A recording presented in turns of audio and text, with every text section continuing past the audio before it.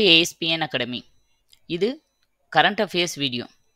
நம்மளோட சேனலில் already current அஃபேர்ஸுக்கு வந்து அக்டோபர் மந்த், நவம்பர் மந்த் எல்லாமே கொடுத்துருக்கோம். டிசம்பர்லேயும் 2 பார்ட்டு கொடுத்தாச்சு. இது 3வது பார்ட்.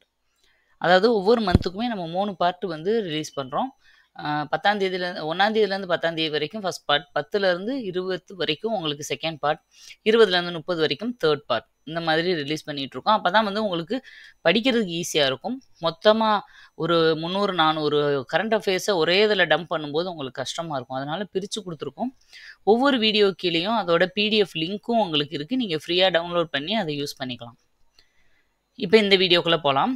இது டிசம்பர் மந்த்துக்கான பார்ட் 3 வீடியோ. அதாவது டிசம்பர் 21லேருந்து 31 வரைக்கும் நடந்த 2024 நடந்த இன்சிடென்ட்ஸ் எல்லாம் பார்க்கலாம். முத்தமிழ் செல்வி. தமிழ்நாட்டை சேர்ந்த முத்தமிழ் செல்வி அண்டார்டிகா மவுண்ட் வின்சன் சிகரத்தில் ஏறி சாதனை படைத்துள்ளார். தமிழ்நாட்டை சேர்ந்தவங்க. இந்த மாதிரி தமிழ்நாட்டுக்கு கரண்ட் அஃபேர்ஸ் எல்லாம் எல்லோ கலரில் மார்க் பண்ணியிருப்போம், உங்களுக்கு தெரியும். இவங்க ஆல்ரெடி இப்போ வந்து அண்டார்டிகாவில் இருக்க மவுண்ட் வில்சனை வந்து ஏறி சாதனை பண்ணியிருக்காங்க. இதுக்கு முன்னாடியே எவரெஸ்ட் சிகரத்தில் ஏறின முதல் தமிழ் பெண்ணும் இவங்க தான், முத்தமிழ் செல்வி தான். இதுக்காக இவங்களுக்கு கல்பனா சாவ்லா விருது 2023 கொடுத்துருக்காங்க. அடுத்தது மனித உரிமைகள் ஆணையம். மனித உரிமைகள் ஆணைய தலைவரின் பதவிக்காலம் 3 ஆண்டுகள் அல்லது 70 வயது வரை ஆகும்.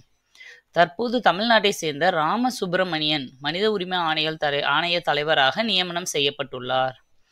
தமிழ்நாட்டை சேர்ந்த ஒருவர் இப்பதவியை வகிப்பது இதுவே முதல் முறை.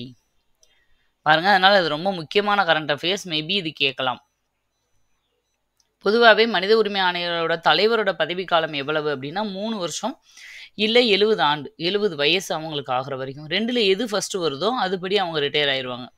ஏன் அப்படின்னா மேக்சிமம் இந்த மனித உரிமை ஆணைய தலைவர், இது வந்து மனித உரிமை ஆணையம், தேசிய மனித உரிமை ஆணையம் இருக்குது, தமிழ்நாட்டு மனித உரிமை ஆணையம் இருக்குது. இதில் அவங்க மென்ஷன் பண்ணியிருக்குது தேசிய மனித உரிமைகள் ஆணையம் தான். இதோட பதவிக்காலம் வந்து ஏன் இவங்க வந்து 70 வயசு வரைக்கும் கொடுத்துருக்காங்க அப்படின்னா, ஆல்ரெடி ஓய்வு பெற்ற உச்சநீதிமன்ற நீதிபதி இவங்கள தான் மோஸ்ட்லி வந்து இதுக்கு தலைவராக போடுவாங்க. அப்போ உச்சநீதிமன்றத்தில் வந்து அவங்க ரிட்டையர்மெண்ட் ஏஜே 65. அதுக்கப்புறம் தான் இவங்க இங்கே போஸ்டிங்கே வருவாங்க. அப்போ அவங்களுக்கு கண்டிப்பாக 70 வயசு வரைக்கும் ஆயிரும் ரிட்டையர் ஆகிறதுக்குள்ள. அதனால தான் இந்த மாதிரி 70 வயசுன்னு கொடுத்துருக்காங்க. ஃபஸ்ட்டு அவங்க ஜாயின் பண்ணி 3 வருஷம் ஆயிடுச்சுன்னா, ஒருவேளை 68 வயசுலேயே 3 வருஷம் முடிஞ்சிருச்சுன்னா அவங்க போயிடணும். இல்லை அவங்க ஒரு 68ல் தான் ஜாயின் பண்ணுறாங்க, 2 வருஷத்துலேயே 70 ஆயிடுது, இன்னும் 3 வருஷம் பதவிக்காலம் இருந்தாலும் 2 வருஷத்துல 70 ஆயிருந்தனாலும் அவங்க வந்து ரிட்டையர் ஆகிடணும். 2ல் எது ஃபர்ஸ்ட் வருதோ அதுபடி ரிட்டையர் ஆயிடுவாங்க. அடுத்தது பொதுப்பட்டியல். பள்ளி கல்வி பொதுப்பட்டியலின் கீழ் வருகிறது. நம்மளுக்கு தெரியும், முன்னாடி வந்து அது மாநில பட்டியலில் இருந்துச்சு. மாநிலமே முடிவெடுத்துக்கலாம் ஒரு ஸ்கூலில் வந்து எப்படி பிளான் பண்ணணும், அந்த புக்ஸு வந்து எல்லாமே எந்த மாதிரி இதை வந்து மெத்தடை ஃபாலோ பண்ணணும் ஸ்கூலில் அப்படிங்கிறத தமிழ்நாடுனா தமிழ்நாடே பிளான் பண்ணிக்கலாம், அப்படி இருந்தது. ஆனால் இதை வந்து மாற்றி பொதுப்பட்டியலுக்கு கொண்டு வந்துட்டாங்க. அந்த பொதுப்பட்டியலில் இது கூட மாற்றும் போது கிட்டத்தட்ட 5 இதை மாற்றிருப்பாங்க. பாருங்கள், அது கீழே கொடுத்துருக்கேன். தற்போது அதில் இப்போ என்ன பண்ணியிருக்காங்க அப்படின்னா பாருங்கள், தற்போது அனைத்து மாநிலங்களிலும் 5 மற்றும் 8ஆம் வகுப்பு தேர்ச்சி அளிக்கும் கொள்கையை மத்திய அரசு ரத்து செய்துள்ளது. 5த்லேயும் 8லேயும் வந்து கம்பல்சரி பாஸ் போட்டுருவாங்க இல்லையா, அதை வந்து கேன்சல் பண்ணிவிட்டு என்ன சொல்லியிருக்காங்கன்னா, ஒருவேளை ஃபெயில் ஆனால் எப்படி 10th 12th அரியர் மாதிரி திரும்ப ஒரு 2 மாதத்துலேயே எழுதி அந்த பேப்பரை மட்டும் பாஸ் பண்ணுறாங்க இல்லையா, அந்த மாதிரி பண்ண சொல்லுங்கள் அப்படின்னு சொல்லியிருக்காங்க. அதுதான் உண்மையிலே யூஸ்ஃபுல்லும் கூட. அடுத்தது பாருங்க, இந்த நம்ம இப்போ மேலே சொன்ன கரண்ட் அஃபேர்ஸுக்கு ரிலேட்டடான நியூஸு. அதாவது நம்ம பாலிட்டியில் ஆல்ரெடி படிச்சிருப்போம். 42 CAA பாருங்கள், CAAயின் படி 1976ஆம் ஆண்டு கல்வி மாநில பட்டியலிருந்து மாற்றப்பட்டது. இந்த வருஷம்தான் இந்திரா காந்தி அம்மா பீரியடில் வந்து இந்த 42வது சட்ட திருத்தம் போட்டு நிறைய மாற்றினாங்க இல்லையா, அந்த டைமில் தான் கல்வியையும் மாற்றிட்டாங்க. கல்வி மட்டும் இல்லை, மொத்தம் 5 டிபார்ட்மெண்ட்டை வந்து மாற்றிருப்பாங்க. காடுகள், எடைகள் மற்றும் அளவுகள், இது ஃபுல்லாக ஒரே இது. பறவைகள் மற்றும் வனவிலங்கு பாதுகாப்புன்றது ஒன்று. உயர்நீதிமன்றம், உச்ச நீதிமன்றம் தவிர இந்த 2 தவிர மற்ற நீதிமன்றங்களின் நீதி நிர்வாகம், அப்புறம் கல்வி இது எல்லாத்தையும் மாத்திட்டாங்க. அடுத்தது பூஜ்ய கழிவு விமான நிலையம்.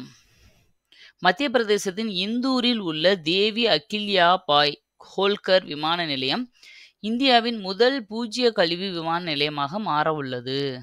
பாருங்க, இந்தூர் தான் அது தொடர்ந்து 4-5 வருஷமா சுத்தமான ஊர் அப்படின்ட்டு பேர் வாங்கிட்டு இருக்கு இந்த மத்திய பிரதேசத்துல இருக்க இந்தூர். இதுல இருக்கிற ஒரு விமான நிலையம் தான் பூஜ்ய கழிவு விமான நிலையம். அப்படின்னா என்ன பூஜ்ய கழிவுனா அப்படின்னா, விமான நிலையங்களில் கிடைக்கும் கழிவுகளை உரமாக மாற்றுவது பூஜ்ய கழிவு எனப்படுகிறது. ஒரு வேஸ்ட் கூட அங்க டிஸ்போஸ் பண்ண மாட்டாங்க. எல்லாத்தையுமே ரீசைக்கிள் பண்ணி, இல்ல ஏதோ ஒரு உரம் அந்த மாதிரி வேற மாதிரி அதை ரீசைக்கிள் பண்ணிடுவாங்க. அதான் பூஜ்ய கழிவு. பாருங்க, இந்தியாவின் தூய்மையான நகரம்னு ஆல்ரெடி இந்தூர் 5 தடவை பேர் வாங்கியிருக்கு. இதுக்கு முன்னாடி கரண்ட் அஃபேர்ஸாக கூட இதை பார்த்துருப்போம் நம்ம. அடுத்தது பாருங்க, புதிய ஆளுநர். கேரள மாநிலத்தின் புதிய ஆளுநராக ராஜேந்திர அர்லேக்கர் நியமிக்கப்பட்டுள்ளார். விதி 155 படி குடியரசுத் தலைவரால் நியமிக்கப்படுகிறார். பாருங்க, ஒரு ஆளுநரை குடியரசுத் தலைவர் தான் நியமிக்க முடியும். அந்த ஆர்டிகிள் தான் 155. விதி 157 என்ன சொல்லுதுன்னா, ஆளுநர் தகுதி வரையறுக்கப்படுகிறது. ஆளுநரோட தகுதியை சொல்றது 157. மணிப்பூர்ல ஆளுநரா அஜய் பல்லா அப்படிங்கிற ஒருத்தரையும் நியமிச்சிருக்காங்க. ஆளுநர் அடிக்கடி மாறிக்கிட்டே இருப்பாங்க. ஏன்னா குடியரசுத் தலைவர் விரும்புகிற வரைக்கும் அவங்க இருக்கலாம். அவர் நினைச்சா எப்போ வேணாலும் மாற்றலாம். பீகாரோட ஆளுநரா ஆரிஃப் முகமது கான் இருக்காரு. மிசோரம் ஆளுநர் விஜய்குமார் சிங். ஒடிசா ஆளுநர் ஹரிபாபு. நம்ம தமிழ்நாட்டோட ஆளுநரா ஆர்.என். ரவி இருக்காங்க. இன்னொரு விஷயம் நம்ம எப்பயுமே ஒரு ஆளுநர் அவங்க சொந்த மாநிலத்தோட ஆளுநரா இருக்க முடியாது. வேற வேற ஸ்டேட்டுக்காரங்க தான் இருப்பாங்க. அடுத்தது தலைமை நீதிபதி. உத்தரகாண்ட் மாநில உயர்நீதிமன்ற தலைமை நீதிபதியாக நரேந்தர் நியமனம் செய்யப்பட்டுள்ளார். இது ஹைகோர்ட்டுக்கு, உத்தரகாண்ட்ல இருக்கிற ஹைகோர்ட்டுக்கு தலைமை நீதிபதியா. இமாச்சல பிரதேச மாநில உயர்நீதிமன்ற தலைமை நீதிபதியாக சந்தவாலியா அப்படிங்கிறவங்க நியமனம் செய்யப்படும். ஏன் தலைமை நீதிபதினு சொல்றாங்கன்னா, சுப்ரீம் கோர்ட்லயும் ஹைகோர்ட்லயும் நிறைய நீதிபதிகள் இருப்பாங்க. அந்த நீதிபதிக்கெல்லாம் ஹெட்டா ஒருத்தர் இருப்பார். அவங்க தான் தலைமை நீதிபதி. அந்த போஸ்டை தான் இவங்க சொல்றாங்க. உயர்நீதிமன்ற தலைமை நீதிபதி மற்றும் நீதிமன்ற நியமன விதி இவங்களுக்கான ஆர்டிகிள் என்ன அப்படின்னா 217. இதுவரைக்கும் இந்தியாவில் இருக்கிற மொத்த நீதிமன்றங்கள் 25. இது ரொம்ப முக்கியமான ஒன்று. இந்தியாவில் இருக்க மொத்த நீதிமன்றங்கள் எவ்வளவுன்னு கேட்பாங்க. 25. கடைசியாக தெலுங்கானாவுக்காக உருவாக்கப்பட்டது தான் கடைசி நீதிமன்றம். மிக பழமையான உயர்நீதிமன்றம் அப்படின்னா கொல்கத்தாவில் இருக்கிறது. மிக பெரிய உயர்நீதிமன்றம்னா அலகாபாத்தில் இருக்குது. இதெல்லாமே இதுக்கு ரிலேட்டடான கரண்ட் அஃபேர்ஸுக்கு ரிலேட்டடான பாலிட்டி கொஸ்டின்ஸு. இதெல்லாம் நல்லா தெரிஞ்சுக்கோங்க.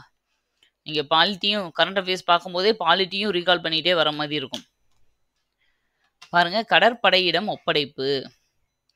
உள்நாட்டில் மிக நவீனமாக தயாரிக்கப்பட்ட B-17A B-15B ரகங்களை சேர்ந்த நீல்கிரி சூரத் போர்க்கப்பல் கடற்படையிடம் ஒப்படைக்கப்பட்டுள்ளது.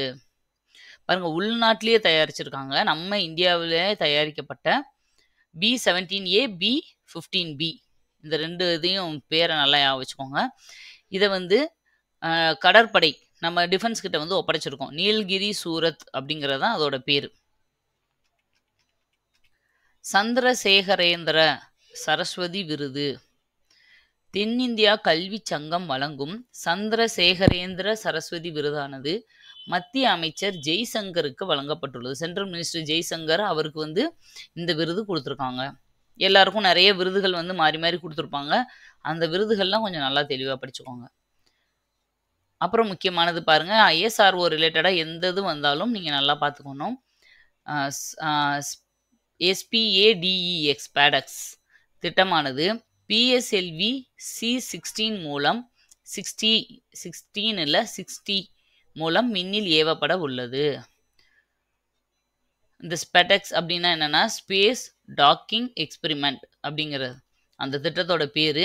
அதை எந்த இது மூலமாக அந்த இதெல்லாமே PSLVன்னா என்னால் போலார் சேட்டலைட் லான்ச்சிங் வெஹிக்கிள் ஓகேவா? ஜிஎஸ்எல்வி, பிஎஸ்எல்வின்னு 2 இருக்கு நம்ம இதில். அதில் பிஎஸ்எல்வி C60 மூலமாக ஏவ போகிறாங்க இதை. அடுத்து சர்வதேச ஒட்டக ஆண்டு. ஐக்கிய நாடுகள் சபையானது 2024ஆம் ஆண்டை சர்வதேச ஒட்டக ஆண்டாக அறிவித்துள்ளது. இதை அடிக்கடி கேட்பாங்க. போன வருஷம் 2023 கூட சிறுதானிய ஆண்டு அப்படின்னு சொன்னாங்க இல்லையா?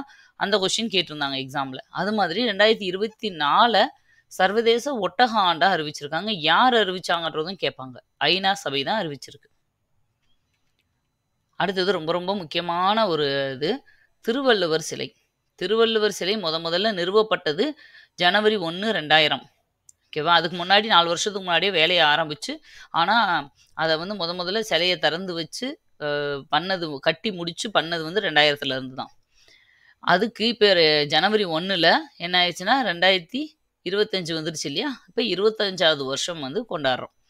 கன்னியாகுமரியில் திருவள்ளுவர் சிலை நிறுவி 25ஆம் ஆண்டு வெள்ளி விழாவினை கொண்டாடப்படுகிறது.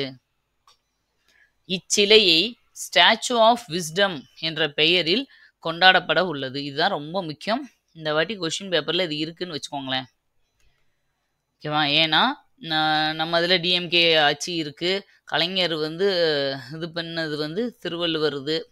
அதனால் கண்டிப்பாக இது வந்து கொஸ்டின்ஸ் வர சான்சஸ் 100% இருக்குது. கன்னியாகுமரியில் இது 25வது வருஷம். அது ஓகே.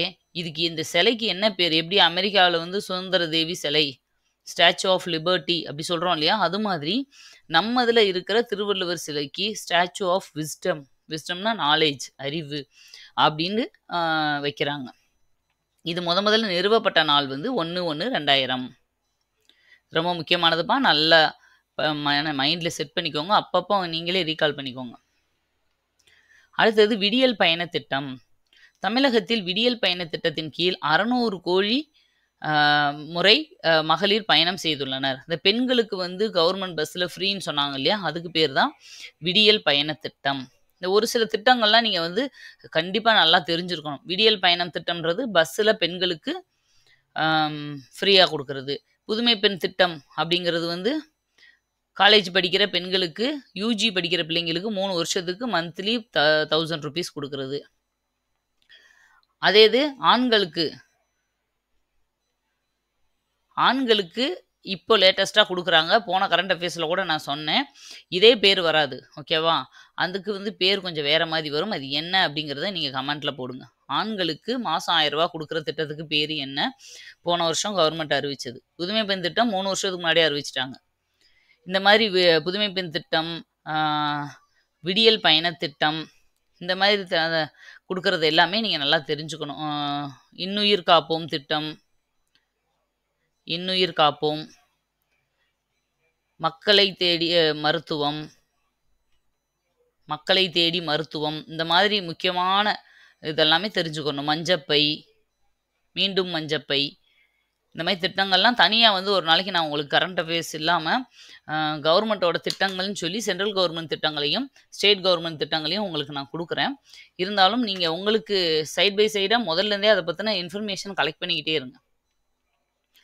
இந்த திட்டத்தின் மூலமாக கிட்டத்தட்ட 600 கோடி பேர் வந்து 600 கோடி முறை வந்து பெண்கள் வந்து அப் அண்ட் டவுன் போய் வந்திருக்காங்கன்னு சொல்கிறாங்க. விடியல் பயண திட்டம் தொடங்கினது 2021, 8/5/2021. அடுத்தது கடல் சாகச விளையாட்டு மையம். தூத்துக்குடி அருகே உள்ள முள்ளக்காடு கோவளம் கடற்கரை பகுதியில் கடல் சாகச விளையாட்டு மையம் அமைக்கப்பட உள்ளது. இந்த சர்ஃபிங் எல்லாம் போவாங்க, இந்த கடல் ஓரத்தில் கடல் மேலேயே பேராகிளைடிங் மாதிரியெல்லாம் போவாங்க, இப்பெல்லாம் பண்ணுவாங்க இல்லையா? இந்த மாதிரி சாகச விளையாட்டுகளுக்காக வந்து அந்த இடத்துல அமைக்க போகிறாங்க. வாகன உற்பத்தியில் இந்தியா 3வது இடத்தில் உள்ளது. முதலிடம் America, second China, India 3rd place. அடுத்து யோகா கொள்கை. இந்தியாவிலே முதன்முறையாக உத்தரகாண்ட் மாநிலம் யோகா கொள்கையை வெளியிட்டுள்ளது. உலக யோகா தலைநகரமாக எதை சொல்கிறாங்க அப்படின்னா ரிஷிகேஷ். அதை தான் வந்து உலக அளவிலே உலக யோகா தலைநகரமாக நம்ம இதில் இருக்கிற ரிஷிகேஷை தான் சொல்கிறாங்க. உத்தரகாண்டில் இருக்குது மாநிலம் யோகா கொள்கை. அதனால் இந்த உத்தரகாண்ட் மாநிலம் தான் முதல்ல இந்த யோகா கொள்கையை வெளியிடுது. ஏன்னா யோகா தலைநகரம் அதுதான் அப்படின்னு ஞாபகம் வச்சுக்கோங்க. நம்ம இந்தியாவுல யோகா டே எப்ப நம்ம செலிப்ரேட் பண்றோம் அப்படின்னா, ஜூன் 21. ஒவ்வொரு வருஷமும் ஜூன் 21 யோகா டே செலிப்ரேட் பண்ணிட்டு இருக்கோம். அடுத்தது எல்லை சூரிய கிராமம். இந்தியாவின் முதல் எல்லை சூரிய கிராமமான மாசாலி குஜராத்தில் உள்ளது. அதாவது சோலார் கிராமம் இதுக்கு முன்னாடி நிறைய வந்துருச்சு. ஆனா பார்டர்ல இருக்கிற கிராமம், எல்லை கிராமங்கள் இருக்கு இல்லையா, அதுல முதல்ல சோலார் கிராமமா மாறினது வந்து குஜராத்தில் இருக்கிற மாசாலி அப்படிங்கிற கிராமம். இதுக்கு முன்னாடியே முதல் இந்திய சோலார் கிராமமானது வந்து மொதேரா, அதுவும் குஜராத்தில் தான் இருக்கு. முதல் இந்திய சோலார் நகரம், இது வந்து கிராமம், இது நகரம். நகரம்னா சாஞ்சி மத்திய பிரதேசத்துல இருக்கு. இந்த மூணையுமே தெரிஞ்சுக்கோங்க. ஏன்னா இப்போ ஒரு கரண்ட் அஃபேர்ஸ் படிக்கிறோம்னா அதுக்கு முன்னாடி நடந்த விஷயம் கண்டிப்பா கேட்பாங்க. விளம்பர தூதர் 2025 புதுடில்லியில் நடைபெற உள்ள கொக்கோ உலக கோப்பைக்கான விளம்பர தூதராக சல்மான் கான் நியமிக்கப்பட்டுள்ளார். ஒரு சில ஒவ்வொன்றுக்கு வந்து ஒரு பிராண்ட் அம்பாசிடர் அப்படிலாம் சொல்லுவாங்க இல்லையா, அந்த மாதிரி விளம்பர தூதரா சல்மான் கானை வந்து நியமிச்சிருக்காங்க. சுற்றுச்சூழல் பாதிப்பு. மத்திய பிரதேசம் சுற்றுச்சூழல் பாதிப்புகளால் அதிகம் பாதிக்கப்பட்டுள்ளது. பாருங்க, சுற்றுச்சூழல் பாதிப்பால அதிகமாக பாதிக்கப்பட்ட மாநிலம் மத்திய பிரதேசம். சுற்றுச்சூழல் பாதிப்புகளால் அதிகப்படியான இறப்புகளை சந்திச்சிருக்க மாநிலம்னு பார்த்தா அது கேரளம். அதிகம் பாதிக்கப்பட்டது மத்திய பிரதேசம், ஆனா அதிகமா இறந்து போனது வந்து கேரளா. இது ரெண்டையும் தெரிஞ்சுக்கோங்க. அடுத்தது தங்கம் இறக்குமதி. தங்கம் இறக்குமதி செய்யும் நாடுகள் பட்டியலில் இந்தியா 2வது இடம் பிடித்துள்ளது. ஏன்னா நம்ம இந்தியாவில் தான் தங்கம் வந்து அதிகமாக நம்ம அணியிறோம். வேற வெளிநாட்டில் எந்த நாட்டிலையும் தங்கத்து மேலே இவ்வளவு அவங்களுக்கு ஆர்வமோ மோகமோ இருந்தது கிடையாது. அதனால பல காலத்துல இருந்தே தங்கம் வந்து அதிகமாக இறக்குமதி செய்கிற நாட்டில் நம்ம இந்தியா இருப்போம். 2nd பிளேஸில் இருக்கும். இந்தியா சுவிட்சர்லாந்துல இருந்து மட்டும் 40% தங்கத்தை வந்து இறக்குமதி செஞ்சுட்டு இருக்கோம். அடுத்தது மிஸ் இந்தியா யூஎஸ்டி. அமெரிக்காவில் நடைபெற்ற மிஸ் இந்தியா யூஎஸ்டி அழகி பட்டத்தை சென்னையை சேர்ந்த கேட்லின் சாண்ட்ரா அப்படிங்கிறவங்க வாங்கியிருக்காங்க. சென்னையை சேர்ந்தவங்க மிஸ் இந்தியா யூஎஸ்டி அப்படிங்கிற ஒரு பட்டத்தை சென்னையை சேர்ந்த பொண்ணு வாங்கியிருக்காங்க. அடுத்த கரண்ட் அஃபேர்ஸ். விண்வெளி நடைப்பயணம். விண்வெளியில நடைப்பயணம், விண்வெளியில காலை வைக்கிறதே பெருசுன்னு நம்ம பேசிட்டு இருந்தோம் ஒரு காலத்துல. இப்ப விண்வெளியிலேயும் நடைப்பயணமே போக ஆரம்பிச்சிட்டாங்க, வாக்கிங்கே போறாங்க. உலகில் மிக நீளமான விண்வெளி நடையை சீன விண்வெளி வீரர்கள் மேற்கொண்டுள்ளனர். யாரு அதிகமா விண்வெளியில நடந்தவங்க அப்படின்னு சொல்லி இதை வந்து சீனா வாங்கியிருக்கு. இவர்கள் விண்வெளியில் 9 மணி நேரம் பயணம் செய்துள்ளனர். சீன விண்வெளி மையம் டியாங்காங் விண்வெளி மையம். அதாவது விண்வெளி மையம் எல்லாத்துக்குமே விண்வெளி மையம் இருக்கும், தனியாகவும் இருக்கும். எல்லா நாடுகளும் சேர்ந்து பன்னாட்டு விண்வெளி மையம்னு ஒன்று, அதாவது ஸ்டேஷன், அங்கே வந்து ஸ்பேஸ் ஸ்டேஷன் வந்து கிரியேட் பண்ணி வச்சுருப்பாங்க. ஓகேவா? அந்த மாதிரி ஸ்டேஷன் வந்து சீனாவோட விண்வெளி மையத்தோட பேர் டியாங்காங் விண்வெளி மையம். ஈவன் நம்ம இந்தியா கூட நம்ம பிளான் பண்ணிட்டு இருக்கோம், நம்மளுக்குன்னு தனியாக ஒரு ஸ்பேஸ் ஸ்டேஷன் அங்கே அமைக்க போகிறோம். 2035 அமைக்க போகிறோம்னு சொல்லி ஆல்ரெடி சோம்நாத் அவர்கள் வந்து சொல்லியிருப்பாங்க. ஓகே, அடுத்தது சுயசரிதை. பாரா ஒலிம்பிக்கில் இந்தியாவிற்காக முதல் பதக்கம் வென்ற தீபா மாலிக் பேரு சுயசரிதையை என்னன்னு பேர்ல வெளியிட்டிருக்காங்க அப்படின்னா பிரிங் இட் ஆன் அப்படிங்கிற பேர்ல வெளியிட்டிருக்காங்க. யாரு இவங்க? பாரா ஒலிம்பிக் அப்படின்னா ஃபிசிக்கலி சேலஞ்சு பீப்புளுக்காக. நார்மல் ஒலிம்பிக் முடிஞ்ச உடனே பாரா ஒலிம்பிக் வந்து ஸ்டார்ட் ஆகும். அவங்க எல்லாமே ஃபிசிக்கலி சேலஞ்சு, அவங்களுக்கு ஃபுல்லாகவே தனியாக நடக்கும். அதில் இந்தியாவுக்கு முதல் தங்கப்பதக்கம் வாங்கி கொடுத்தவங்க தான் இந்த தீபா மாலிக். இவங்களோட சுயசரிதை தான் பிரிங் இட் ஆன் அப்படிங்கிற பேரில் வெளியிட போகிறாங்க. இதுக்கு முன்னாடி மேரி கோம் இருக்காங்கல்ல, அவங்களோட சுயசரிதையை அன்பிரேக்கபிள் அப்படிங்கிற பேர்லையும், சானியா மிர்சாவோட சுயசரிதையை ஏஸ் அகெயின்ஸ்ட் ஆட்ஸ் அப்படிங்கிற பேர்லையும், பிடி உஷாவோட சுயசரிதையை கோல்டன் கேர்ள் அப்படிங்கிற பேர்லையும் ரிலீஸ் பண்ணியிருக்காங்க. இது ரொம்ப ரொம்ப ரொம்ப முக்கியமான ஒரு கரண்ட் அஃபேர்ஸ். இப்படியே நாளையும் கொடுத்து மேட்ச் த ஃபாலோயிங் மாதிரி கொடுத்துட்டு போயிடுவாங்க. சரியா? அடுத்தது கேரம் உலகக்கோப்பை. அமெரிக்காவில் நடைபெற்ற கேரம் உலகக்கோப்பை போட்டியில் காசிமா அதாவது தமிழ்நாட்டை சேர்ந்த ஒற்றையர் பிரிவு, இரட்டையர் பிரிவு, குழு பிரிவில் சாம்பியன் பட்டத்தை வென்றுள்ளார். காசிமா அப்படிங்கிற ஒருத்தவங்க ஒற்றையர் பிரிவு, இரட்டையர் பிரிவு, குழு பிரிவு எல்லாத்துலயும் சாம்பியன் பட்டம் வாங்கியிருக்காங்க. எங்க உலக அளவில் நடந்த கேரம் காம்படிஷன்ல. அடுத்தது பாருங்க மன்மோகன் சிங். மன்மோகன் சிங்கை பத்தி ஒரு டீட்டெயிலான ஒரு இது. இவர் வந்து இந்தியாவின் 14வது பிரதமராக இருந்தவர் தான் மன்மோகன் சிங். இவர் வந்து வகித்துள்ள பதவிகள் என்னென்ன இது வரைக்கும் அப்படின்னா 71ல மத்திய வர்த்தக அமைச்சக பொருளாதார ஆலோசகராக இருந்தார். 72ல மத்திய நிதி அமைச்சகத்தின் பொருளாதார ஆலோசகர். 1980லேருந்து 82 வரைக்கும் தேசிய திட்டக்குழு உறுப்பினர். 1982லேருந்து 85 வரைக்கும் 15வது இந்திய ரிசர்வ் வங்கி ஆளுநராக இருந்திருக்கார். பாருங்க, ரிசர்வ் பேங்கோட கவர்னராக இருந்திருக்கார். 85லேருந்து 87 வரைக்கும் திட்டக்குழுவின் துணை தலைவராக இருந்திருக்காரு. அதாவது ஸ்டேட்மெண்ட் மாதிரி 2-3 கொடுத்து இதில் எது தவறுன்னு கொடுத்துருவாங்க. அப்போ நம்ம என்ன சொல்லுவோம், இவர் எங்கே ரிசர்வ் பேங்க் ஆளுநராக இருந்தார் அப்படின்னு நம்ம நினச்சிருவோம். ஆனால் இது இருந்திருக்கார். இது மாதிரி எல்லாத்தையும் தெரிஞ்சுக்கோங்க. 87லேருந்து 90 வரைக்கும் ஜெனீவா தெற்கு ஆணைய செயலராக இருந்திருக்காரு. 91லேருந்து பிரதமர் நரசிம்மராவின் அமைச்சரவையில் நிதி அமைச்சராக இருந்திருக்காரு. 91லேருந்து 2024 மாநிலங்களவையின் உறுப்பினர் எம்பியாக இருந்திருக்காரு. அதுக்கப்புறம் 2004லேருந்து 14 தான் பிரதமராக இருக்காரு.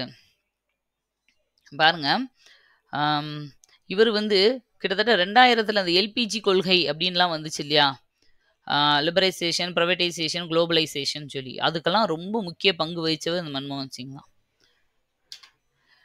ஓகே, இவர் வந்து இப்போ லேட்டஸ்ட்டாக இறந்துட்டார் இல்லையா, அதுக்காக தான் இந்த அவரை பற்றின நியூஸ் எல்லாம் கொடுத்துருக்காங்க. அடுத்தது தபால் தலை.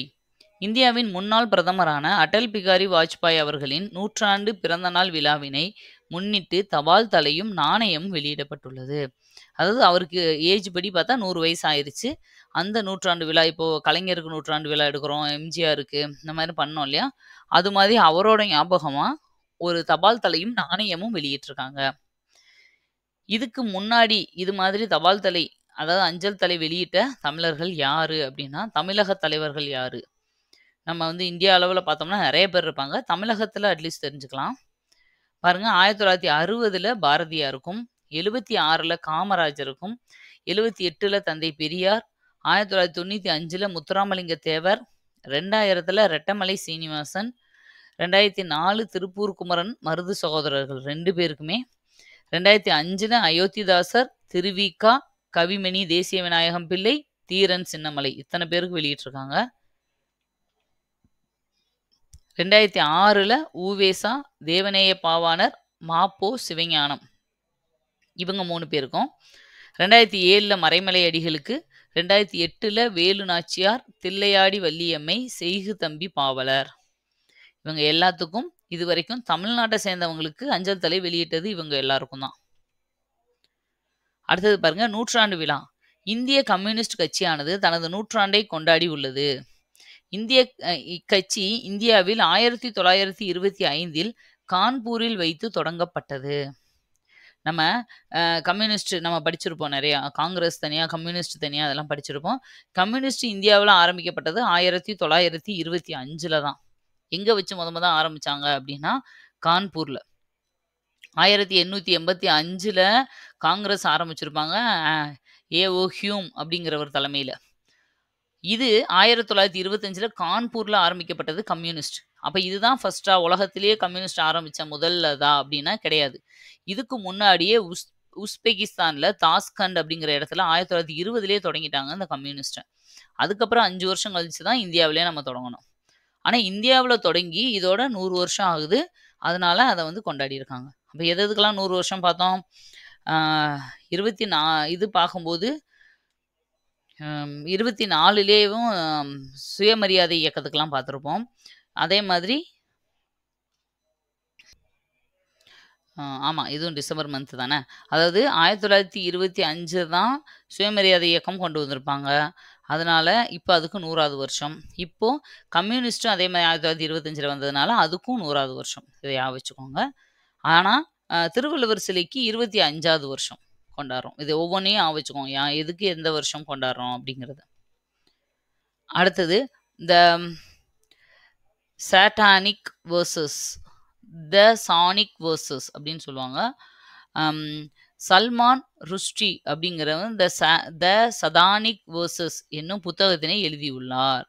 சல்மான் ருஷ்டி அப்படிங்கிறவர் கொஞ்சம் ஃபேமஸானது, அடிக்கடி இந்த புக்குக்காக விருதுகள் வாங்குவார். அவர் வந்து இப்போ லேட்டஸ்ட்டாக ஒரு புக்கு வெளியிட்டிருக்காரு, அதுதான் த சதானிக் வேர்சஸ், தி சதானிக் வேர்சஸ் அப்படி சொல்லுவாங்க. அடுத்தது பயோகிராமம். திரிபுராவின் தஸ்புரா கிராமம் இந்தியாவின் பயோகிராமம் என்ற பெருமையை பெற்றுள்ளது. அதாவது பயோகிராமம் அப்படின்னா நிறைய இந்த பயோ இது ரிலேட்டடாக வந்து அவங்க மாறி இருப்பாங்க. அந்த கிராமமே எப்படின்னா அந்த இன்ஃப்ராஸ்ட்ரக்சரில், அப்புறம் வந்து அர்பனைசேஷனில், அந்த என்விரான்மெண்ட்டை வந்து யூஸ் பண்ணுறதுல, இந்த மாதிரி டெவலப் ஆனதை தான் பயோ சிட்டி அப்படின்னு சொல்லுவாங்க. அந்த இதை வந்து திரிபுராவின் தஸ்புரா அப்படிங்கிற கிராமத்துக்கு கொடுத்துருக்காங்க. அடுத்து பிஆர்எஸ்ஐ கூட்டம்.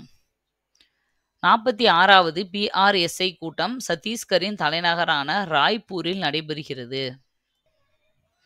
அதாவது பிஆர்எஸ்ஐ அப்படின்னா public relations society of India. Public relations society of India அப்படிங்கிறத இதோட எக்ஸ்பேன்ஷன். சம்டைம்ஸ் இந்த மாதிரி எக்ஸ்பேன்ஷன்ஸை கூட கேட்டுருவாங்க. அடுத்தது வெளிநாடு பயணம். வெளிநாடுகளிலிருந்து பயணம் பெறுவதில் வெளிநாடுகளிலிருந்து பணம் பெறுவதில் அதிக சதவீதத்தை இந்தியா பெற்றுள்ளது. வாங்குறதுல, ஓகேவா? அதனால வாங்குறதுல நம்ம இந்தியா வந்து அதிக சதவீதம் வாங்கியிருக்கு. கடந்த 2024ஆம் ஆண்டுல மட்டும் $129 பில்லியன் அளவுக்கு பணத்தை பெற்றுள்ளது. ஓகேவா? அடுத்தது குடியரசு தின விழா. ஸ்வர்ணிம் பாரத் விஷாரத் அவுர் விகாஸ் என்ற கருப்பொருளுடன் 2025இல் குடியரசு தின விழா கொண்டாடப்பட உள்ளது. அதாவது இதுக்கு என்ன மீனிங் வரும் அப்படின்னு பார்த்தா, ஸ்வர்ணிம் பாரத் விஷாரத் அவுர் விகாஸ் அப்படின்னா, விகாஸ்னா வளர்ச்சி, அந்த மாதிரி.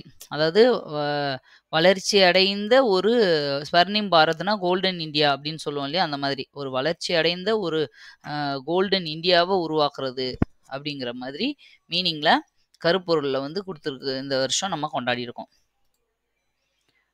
அடுத்தது அருணீஷ் சர்மா. மத்திய வருவாய்த்துறை செயலாளராக அருணீஷ் சர்மா அப்படிங்கிறவங்க நியமிக்கப்பட்டிருக்காங்க. எம்.டி. வாசுதேவன். புகழ்பெற்ற மலையாள எழுத்தாளர் எம்.டி. வாசுதேவன் நாயர் காலமானார். 2005 பத்மபூஷன் விருது வாங்கியிருக்காரு. 1995 ஞானபீட விருது வாங்கியிருக்காரு. 1975 அகிலனுக்கும் 2002 ஜெயகாந்தனுக்கும் இதுக்கு முன்னாடி ஞானபீட விருது கொடுத்துருக்காங்க. இதே மாதிரி ஞானபீட விருது வாங்கினவங்கள கொடுத்துருக்காங்க. அகிலன் அப்படிங்கிறவருக்கு சித்திரப்பாவை அப்படிங்கிற நூலுக்காக கொடுத்துருக்காங்க. அடுத்தது வன அறிக்கை.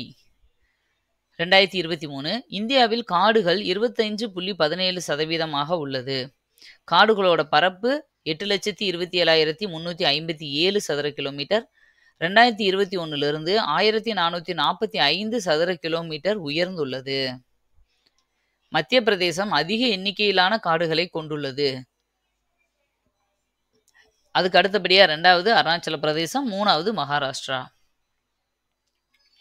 அதாவது 3ல் 1 பங்காவது காடு இருக்கணும் அப்படின்னு சொல்லுவாங்க ஆவரேஜா. ஆனால் நம்ம இதில் வந்து 4ல் 1 பங்கு தான் இருக்கு காடுகள்.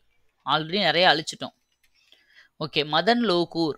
ஐக்கிய நாடுகளின் உள்நாட்டு நீதி கவுன்சிலின் தலைவராக மதன் லோகூர் அப்படிங்கிறவர் வந்து நியமனம் செய்யப்பட்டுள்ளார். ஷனன் ஹைடல் திட்டம். ஷனன் ஹைடல் திட்டமானது உள்நதியின் மீது உருவாக்கப்பட்டது. உள்நதி அப்படிங்கிற ஒரு நதி மேலே ஒரு திட்டம் புதுசாக ஸ்கீம் போட்டிருக்காங்க. புதுசாக இல்லை, இது போட்ட திட்டம் தான்.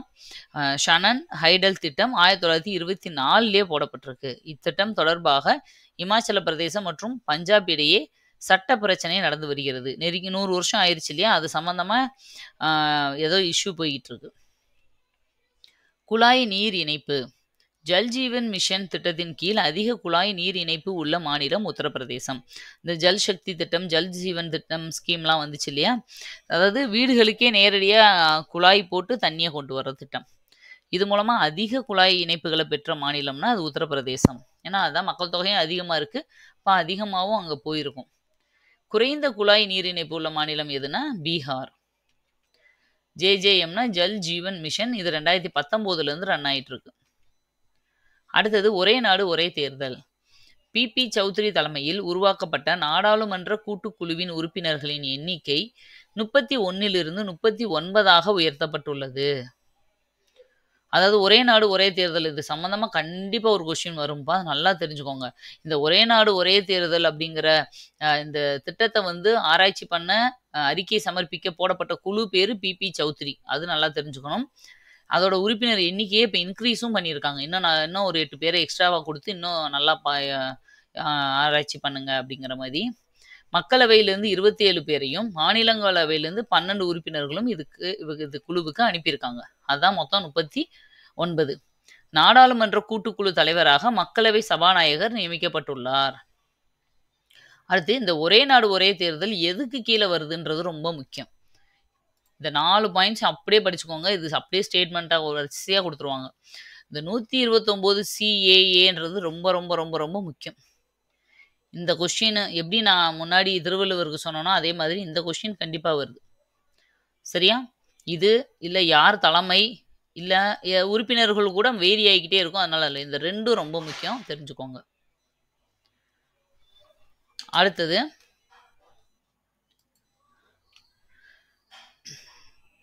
ராம் மோகன் ராவ் பாரத ஸ்டேட் வங்கி அதாவது எஸ்பிஐயின் நிர்வாக இயக்குனராக ஸ்டேட் பேங்க் ஆஃப் இந்தியாவோட இயக்குனராக ராம் மோகன் ராவ் அப்படிங்கிறவர் நியமனம் செய்யப்பட்டுள்ளார்.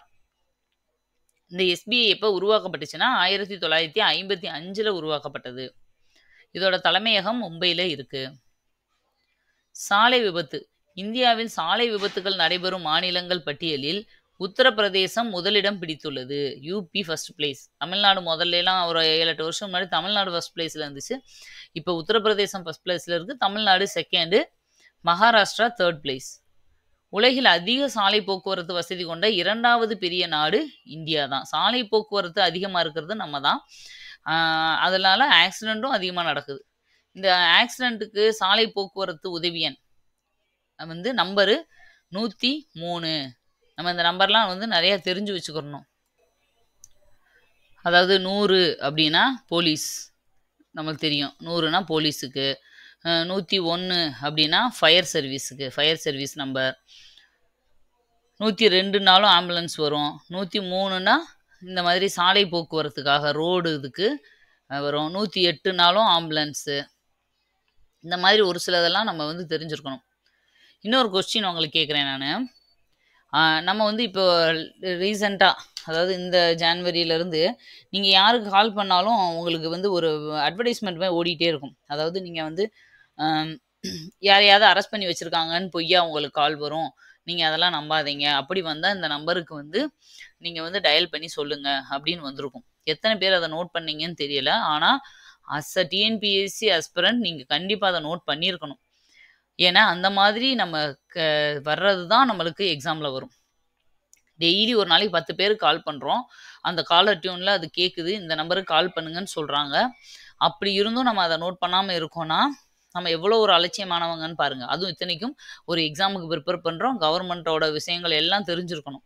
அதனால் அந்த நம்பர் என்ன அப்படிங்கிறத அட்லீஸ்ட் இந்த வீடியோவை கேட்டதுக்கு அப்புறமாவது நீங்கள் யாருக்காவது கால் பண்ணி பார்த்து அதில் அந்த நம்பர் வரும். இந்த நம்பருக்கு வந்து நீங்கள் எங்களுக்கு கால் பண்ணுங்கள். ஏன்னா அது இந்த வாட்டி கொஸ்டினாக வர்றதுக்கு சான்சஸ் நிறையா இருக்குது. அது என்ன நம்பர் அப்படிங்கிறத நீங்கள் கமெண்ட்டில் சொல்லுங்கள். ஓகே, அடுத்தது கணித நோபல் பரிசு. ஃபீல்ட்ஸ் மெடல், ஏபல் பரிசு ஆகியன நோபல் பரிசிற்கு இணையாக கணிதத்திற்கு வழங்கப்படும் பரிசாகும்.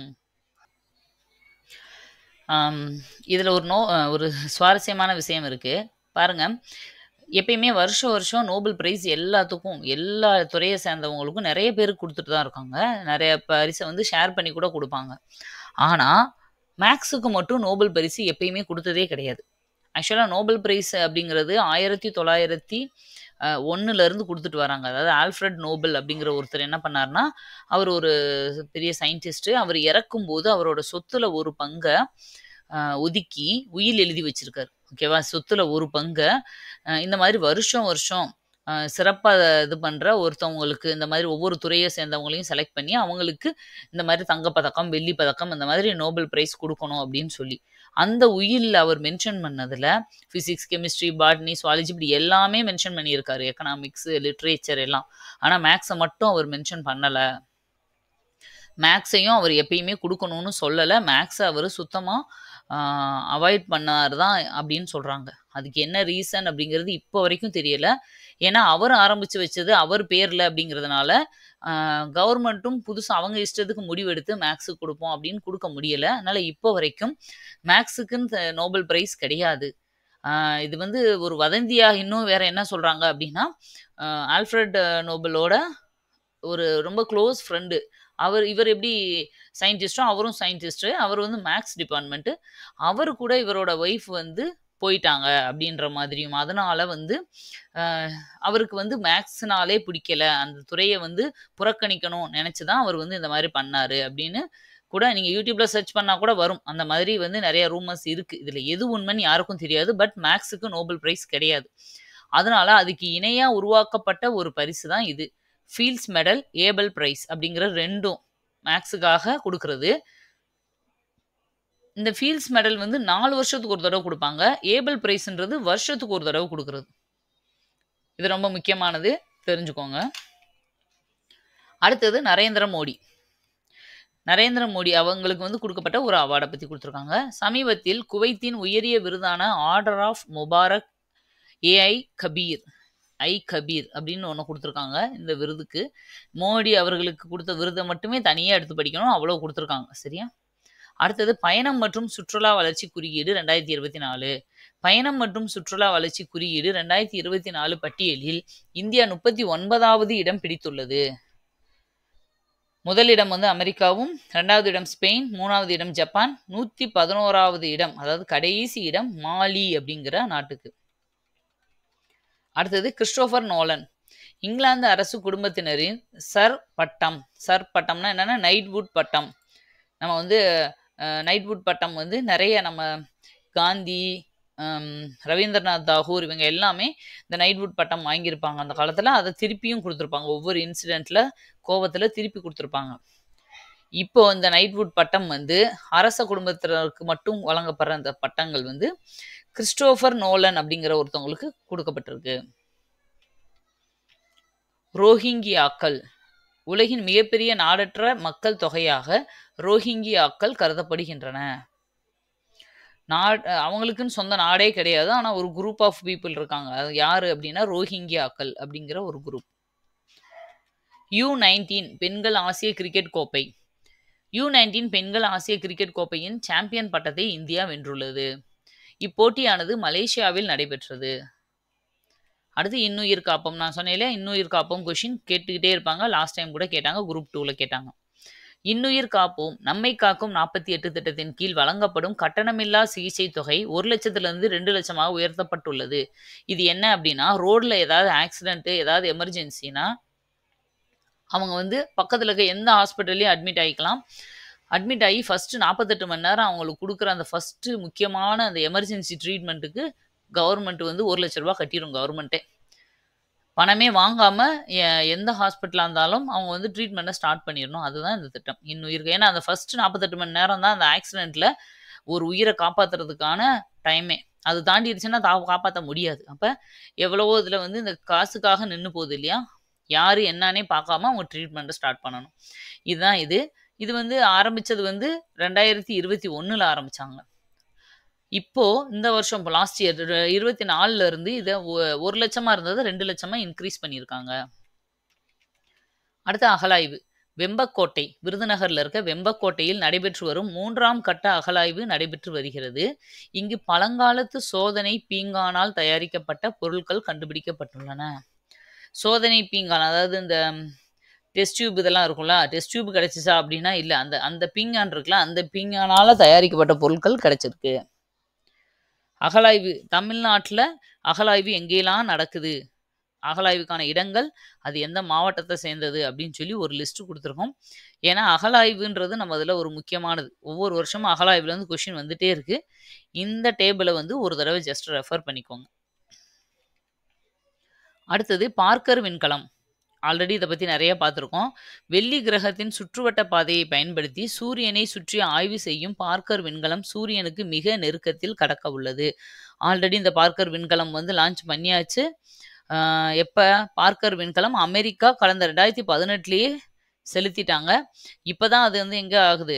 சூரியனை சுற்றி ஆய்வு செய்றதுக்காக அனுப்பப்பட்ட விண்கலம் தான் இது. சூரியனுக்கு மிக நெருக்கத்துல போகுது அப்படின்னு சொல்லியிருக்காங்க. உத்தம் சிங் பிறந்த தினம். உத்தம் சிங் நம்ம எல்லாருமே படிச்சிருக்கோம். ஜாலியன் வாலாபாக் படுகொலைக்காக பழி தீர்த்த உத்தம் சிங் பிறந்த நாள் இன்று கொண்டாடப்படுகிறது. அதாவது ஏப்ரல் 13 வந்து நம்மளுக்கு தெரியும். ஜாலியன் வாலாபாக் நடந்துச்சு. 1919ல நடந்துச்சு. அது எந்த டேட்லாம் நீங்க அவரோட பிறந்த நாள் எந்த டேட்டுன்லாம் ஞாபகம் வச்சுக்கணும்னு அவசியம் இல்ல. ஜனவரில அவரோட பிறந்த நாள் வருது. அத வந்து கொண்டாடப்படுது அப்படின்றது தெரிஞ்சுக்கோங்க. இவர் யாருன்றது, என்ன செஞ்சாருங்கிறது தான் முக்கியம். ஜாலியன் வாலாபாக் படுகொலைக்கு முக்கிய காரணமா இருந்தவரு ஜெனரல் டயர். அவர வந்து அப்போ இவர் ரொம்ப சின்ன பையனா இருந்திருப்பாரு. 21 வருஷம் கழிச்சு 1940ல அந்த இன்சிடென்ட்ட மைண்ட்ல வச்சுக்கிட்டே இருந்து அந்த ஜெனரல் டயர வந்து சுட்டு கொன்னுருப்பார்.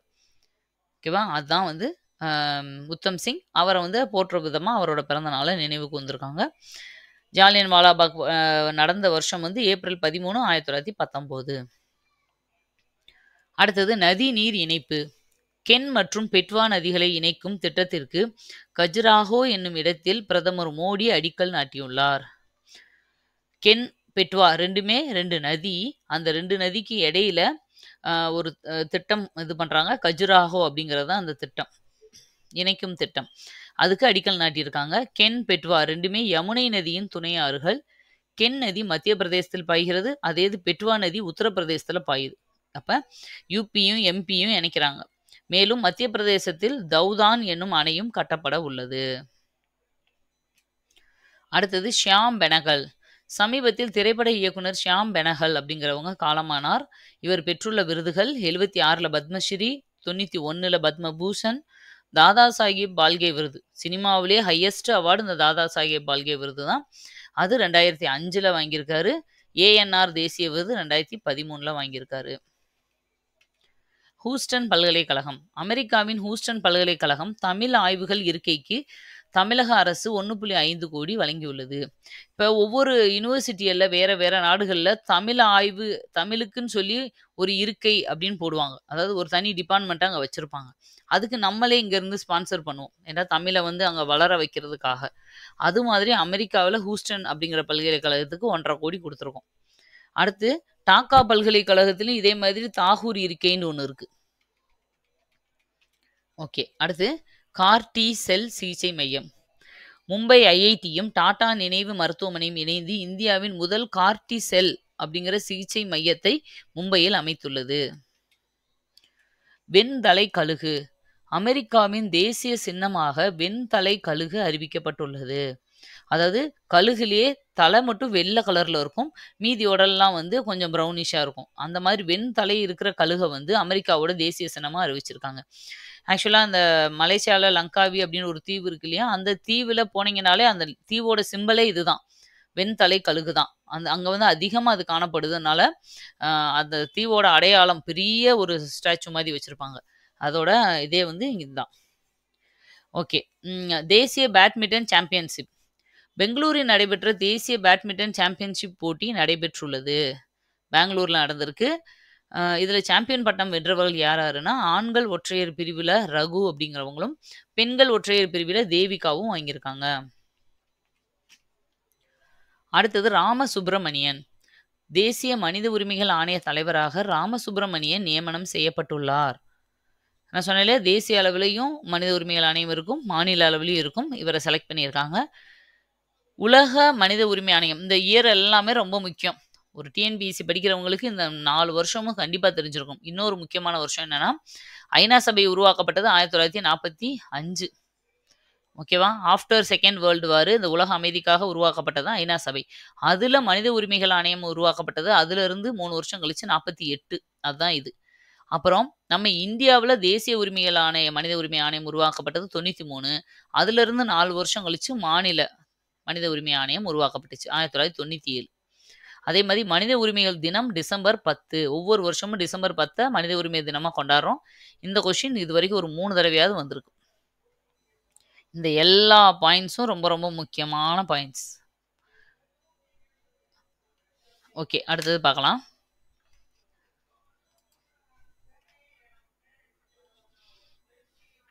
சிறந்த பல்கலைக்கழகங்கள்.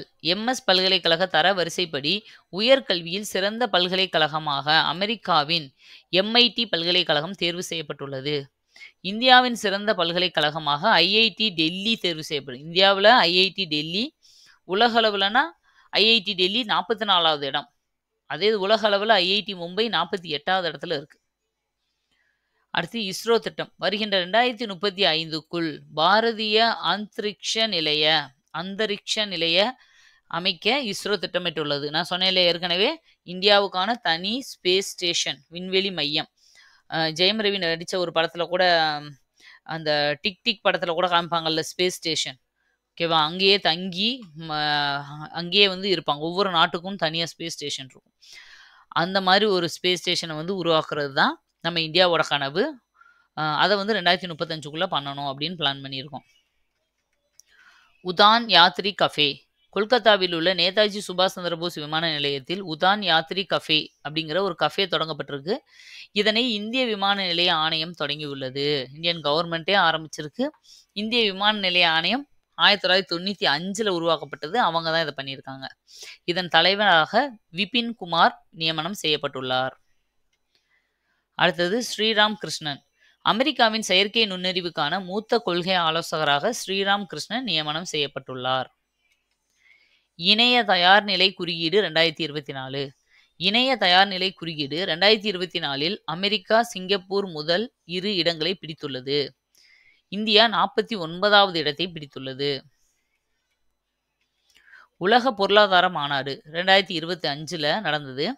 சுவிட்சர்லாந்தின் டாவோஸ் நகரில் உலக பொருளாதார மாநாடு 2025 நடைபெற உள்ளது.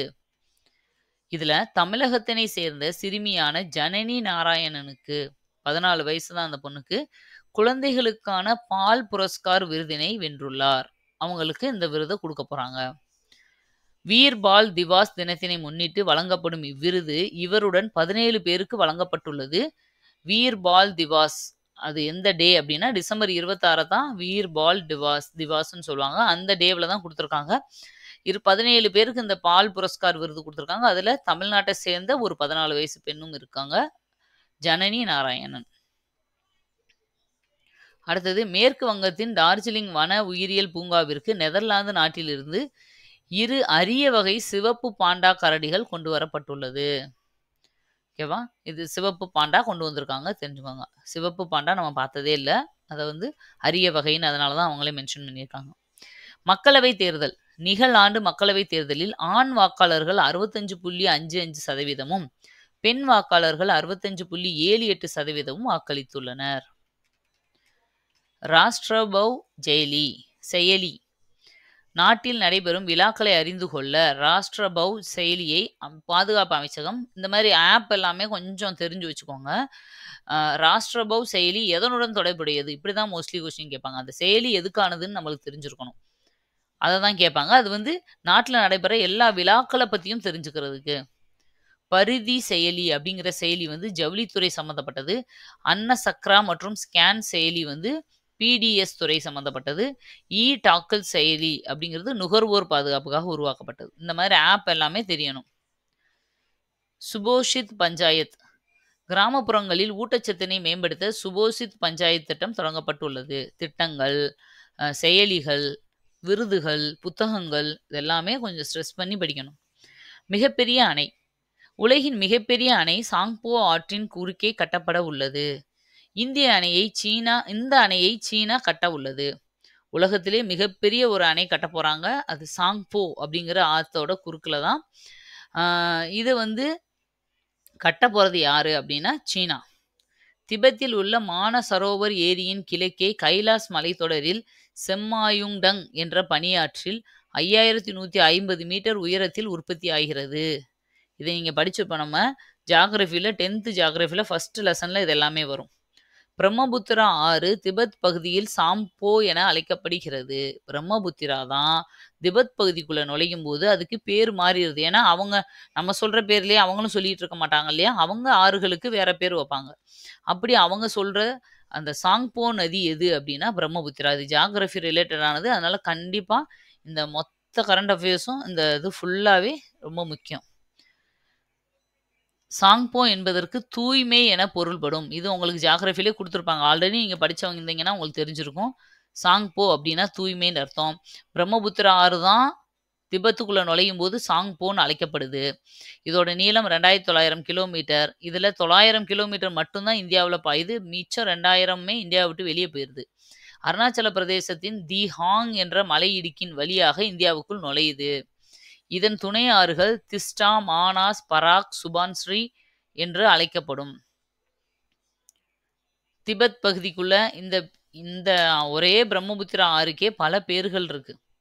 சரியா? அதே இது திபெத் பகுதிக்குள்ள பாய்ஞ்சிட்டு இருக்கும்போது இதோட பேரு சாங்போ. இந்தியாவுக்குள்ள இதுக்கு பேரு பிரம்மபுத்திரா. வங்காளத்துக்குள்ள நுழையும் போது ஜமுனா. கங்கை ஆற்றோட இணையும் போது இதோட பேரு மேக்னா. இது ரொம்ப ரொம்ப ரொம்ப முக்கியமானது. கரண்ட் அஃபேர்ஸாவும் இருக்கு. நம்மளோட சிலபஸ் ரிலேட்டடாவும் இருக்கிறதுனால கண்டிப்பா இந்த மாதிரி மெர்ஜ் பண்ணி தான் கொஸ்டின்ஸ் வந்து கேட்க சான்சஸ் இருக்கு. Marburg virus. ருவாண்டா நாட்டில் மார்பர்க் வைரஸ் அப்படிங்கிற ஒரு வைரஸ் வந்து தொற்று முடிவுக்கு வந்ததாக அறிவிக்கப்பட்டுள்ளது. அந்த தொற்று எங்க இதுல இல்ல. கடந்த 3 வருஷமா ஒருத்தர் கூட அந்த தொற்றால பாதிக்கப்படல அப்படின்னா, அந்த நோய் வந்து அந்த நாட்டுல முற்றிலுமா அழிஞ்சிருச்சுன்னு சொல்லி அறிவிப்பாங்க. இப்ப நம்ம இதுலலாம் அந்த பெரியம்மை, போலியோ இதெல்லாம் கொஞ்சம் கொஞ்சமா அழிஞ்சிட்டு வருது. ஓகேவா? அந்த மாரி ருவாண்டா அப்படிங்கிற நாட்டுல மார்பர்க் அப்படிங்கிற வைரஸ் முழுசா அழிஞ்சிருச்சுன்னு சொல்லி அனௌன்ஸ் பண்ணியிருக்காங்க. இந்நோய் தொற்று பழந்தின்னி வௌவாலால் ஏற்படுகிறது. அடுத்து hockey India league. Hockey India league ஒடிசாவின் ரூர்கேலாவில் நடைபெற்றது. ஹாக்கி இந்தியா லீக் வந்து எங்க நடந்துச்சுன்னா ஒடிசாவில் நடந்திருக்கு. ரூர்கேலா அப்படிங்கிற இடத்துல நடந்திருக்கு. ஓகேப்பா, இதோட முடிஞ்சது. டிசம்பர் மந்த் ஃபுல்லாவே கம்ப்ளீட் ஆயிருச்சு. நீங்க புக்கை வச்சு படிக்கிறத விட புக்கை வச்சு பார்க்குறது வந்து உங்களுக்கு ரிவிஷன் டைமில் நீங்கள் யூஸ் பண்ணிக்கோங்க. ஏன்னா நீங்கள் வீடியோ பார்க்க 1 hour டைம் வேஸ்ட் ஆகும். நீங்கள் வந்து ரிவிஷன் டைமில் அந்த பிடிஎஃபை யூஸ் பண்ணிக்கோங்க. ஆனால் மற்ற நேரங்களில் எனக்கு தெரிஞ்சு நீங்கள் பிடிஎஃபை வச்சு 10 தடவை படிக்கிறதுக்கும், ஏன்னா நம்ம எல்லாருமே நம்மளை சுற்றி 1008 டென்ஷனில் தான் படிச்சுட்டு இருக்கோம். அப்போது நம்ம புக்கை வந்து அந்த கரண்ட் அஃபேர்ஸை நீங்கள் டீப்பாக வந்து பார்க்க மாட்டீங்க. மைண்ட்ல ஏறவே ஏறாது. புக்கை கையில வச்சிருப்போம், நம்ம மைண்ட் எங்கேயோ இருக்கும். அதனால நான் என்ன சொல்றேன்னா, ஒவ்வொரு வீடியோவையும் ஒரு டைம் 2 டைம்ஸ் நீங்க பார்த்தீங்கன்னா, ஒருத்தருக்கு நான் வந்து பேசிட்டே இருக்கிறதுனால அது நல்லா மைண்ட்ல நிக்கும். ஒரு 2 தடவை நீங்க பிடிஎஃப்பை டவுன்லோட் பண்ணி வச்சுக்கோங்க.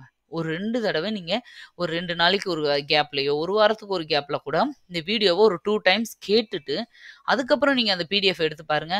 உங்களுக்கு அதுல நிறைய இது தெரிஞ்சது மாதிரி இருக்கும். ஆல்ரெடி நல்லா மைண்ட்ல நின்றுக்கும் உங்களுக்கு.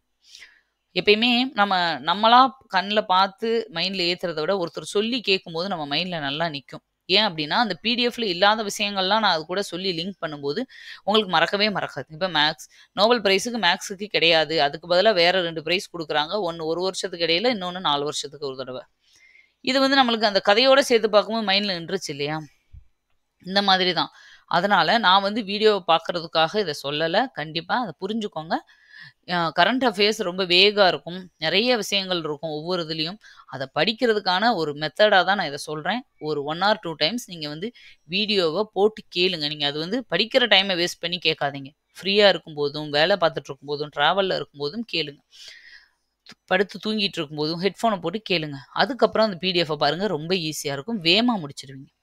நீங்க கன்டினியூஸா 7, 8 மாசத்துக்கு படிக்கணும், போர் அடிக்காம இருக்கணுன்றதுக்காக தான் இந்த டிப்ஸ நான் உங்களுக்கு சொல்றேன். ஃபாலோ பண்ணுவீங்கன்னு நெனைக்கிறேன். இதுவரைக்கும் 3 மாசம் முடிஞ்சிருச்சு. அடுத்த மந்த்துக்குரிய கரண்ட் அஃபேர்ஸ் கன்டினியூஸா உங்களுக்கு வந்துட்டே இருக்கும். அக்டோபர்லேருந்து நீங்க மே மந்த் வரைக்கும் படிச்சா போதும் கரண்ட் அஃபேர்ஸ். ஓகேவா? அதனால தான் அதுலேருந்து மட்டும் குடுத்துட்டுருக்கோம். கடைசியா நடந்த ஒரு 8 மாசம், 9 மாசம் இது போதும் தாராளமா. அத மட்டும் நீங்க பார்த்துட்டு போங்க. ஓகே. அடுத்து நெக்ஸ்ட் மந்த்துக்கான கரண்ட் அஃபேர்ஸ்ல உங்கள மீட் பண்றேன். Thank you. பை.